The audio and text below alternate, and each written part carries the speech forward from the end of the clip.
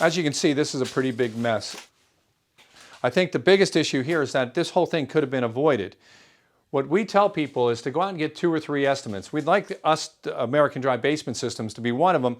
We could have explained that this was just the wrong type of system for their particular type of foundation. How it's installed creates a structural integrity issue. Where they put the drainage, in other words, if you noticed it was within the depth of the floor, that's the wrong place to manage water, because water's got to fill up all the way around your entire floor before any water would actually pass through this system.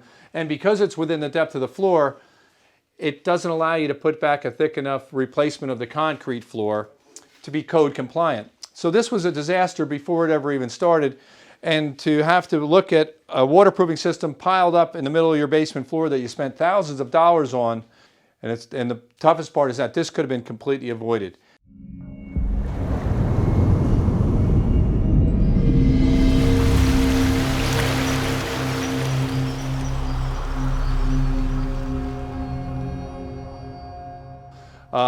The things that you want to look at when you're deciding on a waterproofing system is, how is it installed in relation to the type of foundation that you have? If you have a traditional 3-piece foundation where you have a footing and the wall sits on the footing and the floor is poured so it sits on the ledge of the footing and then up against your wall, that's one thing. This was a different type of system where it had extra wide walls that sat on the ground. They acted like their own footing.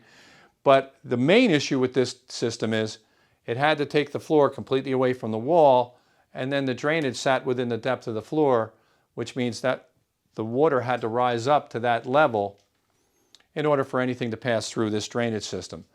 Problem is that the whole floor sits in water. Concrete is porous. It acts like a slow sponge, absorbs that water and evaporates it out into the basement. And that's on the best side of things. You get a good heavy storm, and because this manages so small a volume of water, this system was routinely getting overwhelmed and the basement would flood. So that's why we had to come in, and you've seen the drainage that we installed where you're getting this much stone and pipe pitched around to a heavy-duty commercial pump station, managing the water at 10 to 12 inches below the bottom of the floor. That means no water can come in contact with the floor in any way, shape, or form, and the floor dries out, and that's how you get a dry basement. You want to make sure the system's quality, that you have a significant amount of drainage, and that your materials can stand up to the test of time. You have Mother Nature working on these things, and it's not going in for a month or a year. It's going in for a lifetime of the dwelling, hopefully. Whereas you have this stuff, it's flimsy. It's virtually like a laminated cardboard, which tears up.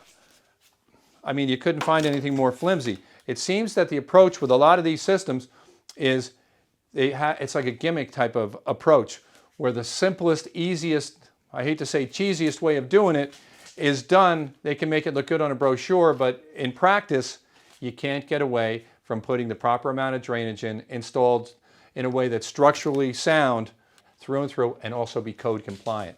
So a lot of stuff going on, so you can avoid this problem right here, a system that thousands and thousands of dollars were paid for that had to be torn out and replaced with a real system.